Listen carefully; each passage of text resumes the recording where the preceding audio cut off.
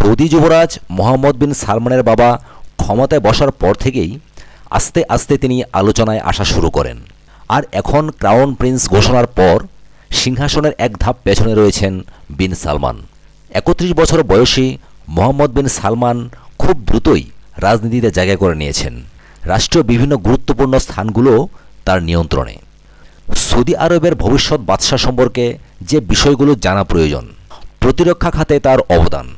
২০১৫ সালের জানুয়ারি মাসে সালমান বিন আব্দুল আজিজ সিংহাসনে আরোহণের পর বেশ কিছু রদবদল করেন। তার ছেলেকে রাষ্ট্রের গুরুত্বপূর্ণ পদেও দায়িত্ব দেন। ২৯ বছর বয়সে বিশ্বের সবচেয়ে কম বয়সী প্রতিরক্ষা মন্ত্রীর দায়িত্ব গ্রহণ করেন মোহাম্মদ বিন সালমান। তার দায়িত্ব গ্রহণের ২ মাস পরেই ইয়েমেনে সৌদি নেতৃত্বাধীন জোট সামরিক অভিযান শুরু করে। সৌদি আরবের অর্থনীতিতে তেল নির্ভরতা কমাতে চান Mohammed bin Salman. Saudi council of economic and development অ্যাফেয়ার্সের প্রধান মোহাম্মদ বিন সালমান ২০০০ সালের এপ্রিল মাসে দেশটির অর্থনৈতিক সংস্কারের পরিকল্পনা প্রকাশ করেন। সৌদি আরবে সামাজিক ও অর্থনৈতিক পরিবর্তনের জন্য প্রকাশিত তার সুদূর প্রসারী পরিকল্পনা, যা ভিশন ২০৩০ নামে পরিচিত। ওই পরিকল্পনা প্রকাশ করে তিনি এটাও বলেছেন যে আমরা তেল ছাড়াই চলতে পারব। ২০২০ সালের মধ্যেই এমনটা নিশ্চিত হবে। নতুন এই যুবরাজ সৌদিদের কাছে অন্যতম একটি রোল মডেলও হয়ে উঠেছিলেন। অর্থনৈতিক সংস্কারের যে পরিকল্পনা মোহাম্মদ বিন সালমান ঘোষণা করেছেন, সেটাকে অবশ্য উচ্চাভিলাষী বলে বর্ণনা করেছে IMF। একসাথে এই লক্ষ্যে পৌঁছানোও একটা বড় চ্যালেঞ্জ হবে বলে হুঁশিয়ারিও দিয়েছে ইন্টারন্যাশনাল মনিটারি ফান্ড বা IMF। ইরানের সাথে সম্পর্কে তিনি কোনো পরিবর্তন আনবেন সেই সম্ভাবনা নেই। প্রতিদ্বন্দ্বী ইরানের সঙ্গে কোনো ধরনের আলোচনার সম্ভাবনা গত মাসে বাতিল করে দেন প্রিন্স মোহাম্মদ। সিরিয়া ও ইয়েমেনের যে লড়াই চলছে, তাতে দুদেশ দুই পক্ষে অবস্থান নিয়েছে। সৌদি আরবে এক শিয়া নেতার মৃত্যুদণ্ড কার্যকর হওয়ার পর দুদেশের সম্পর্কে আরও অবনতি হয়েছে। ইরানের রাষ্ট্রীয় মাধ্যম ওই শিয়া নেতার মৃত্যুদণ্ডের ঘটনাকে এক অভ্যুত্থান হিসেবে বর্ণনা করে বলেছিল, সৌদি আরবকে এই ঘটনার জন্য কড়া মূল্য দিতে হবে।